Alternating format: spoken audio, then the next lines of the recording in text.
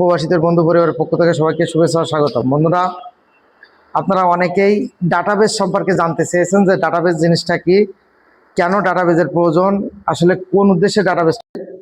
আমরা বিদেশ যাওয়ার ক্ষেত্রে যখন দেশ সিলেক্ট করব, কে কোন দেশে যাচ্ছি বা যাব, মাইন্ডসেটের একটা ব্যাপার। আমার নিজের শারীরিক কন্ডিশনের উপর ভিত্তি করে এই দেশের তাপমাত্রা, এই দেশের ওয়েদার কেমন, আমি টিকতে পারবো কিনা ইত্যাদি বিচার বিশ্লেষণ করে আপনার এই দেশটা সিলেক্ট করাটা উত্তম। পাশাপাশি দেশ খুঁজে বেড়ালে হবে না, আমি যে কাজ জানি এই কাজের উপরে কোন কোম্পানি বা কোন দেশে ভালো জবের ব্যবস্থা আছে সেটাও দেখতে হবে। সাপোজ আমরা যে যে কাজ জানি বিদেশে যাওয়ার ক্ষেত্রে চেষ্টা করব ওই কাজের উপর ভিসা কালেক্ট করার। তাহলে কি করব, আমরা যখনই ওই কাজটা জানি ওই দেশে যাওয়ার পরে কাজটা আমরা ক্যাচ করতে পারবো, ধরতে পারবো।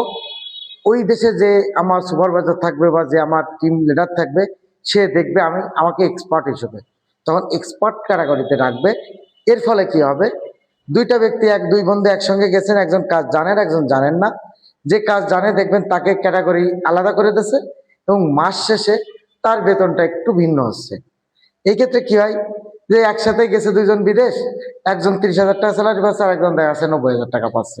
কারণটা হচ্ছে প্রথমেই যদি আপনি তাদের ফোকাসে না আসতে পারেন, পরবর্তীতে ভালো কাজ করলেও ওই লেভেলে যাওয়াটা আপনার জন্য অনেক কষ্টের হবে। কারণ আপনি প্রথম যে ইন্টার্ন লেভেলে চলে গেছেন আর সে মিড লেভেল বা টপ লেভেলেই কাজটা শুরু করছে ওই সেকশনে। সেমভাবে দেখেন, আপনি জীবনে কোনোদিন কনস্ট্রাকশনের কাজ করেননি, জানেন না, এদেশে রয়েছেন, আলালের ঘরের দুলাল, আপনার বাপ মানুষ বানানোর জন্য বকেট হয়ে গেছেন, আপনাকে কনস্ট্রাকশনের কাজে দিয়ে দিল সৌদিতে। সৌদিতে যাচ্ছেন, ওই পরিবেশে আপনি তো এমনি হাঁপায় যাচ্ছেন গরমে, তারপরে আবার কনস্ট্রাকশনের কাজ টিকতে পারতেছেন না। পাশাপাশি কি হচ্ছে, আবার আপনার ব্যাক আসা লাগতেছে। আপনি কনস্ট্রাকশনের কাজ জীবনে করেন নাই, কিন্তু বিদেশে যাওয়ার আগে অ্যাটলিস্ট 10 থেকে 15 দিন হলেও ওই কাজ সম্পর্কে একটু বেসিক ধারণা নিয়ে যাবেন। তাহলে ওই দেশে যাই কি করবেন, প্রথমে আপনার কাজটা বুঝতে বা ধরতে সহজ হবে। তখন আপনি কি করতে পারবেন, দ্রুত নিজেকে ডেভেলপ করতে পারবেন।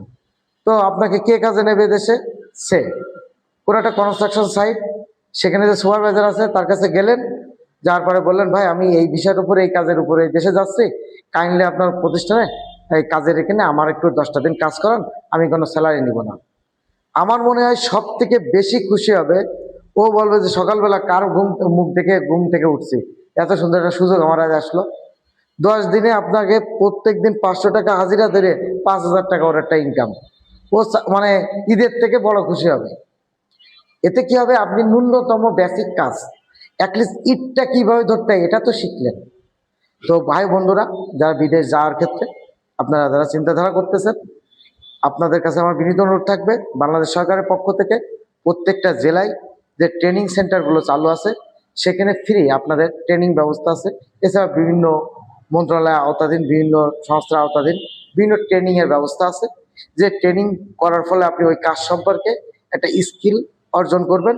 এর ফলে যদি আপনি স্কিল নিয়ে বিদেশে যান, আশা করি আপনারা আরও বেশি উপার্জন করতে পারবেন এবং নিজেকে আরও দ্রুত ভালো পর্যায়ে নিয়ে যেতে পারবেন। তো সবার শুভ মঙ্গল কামনা করে আজকের মতো শেষ করছি।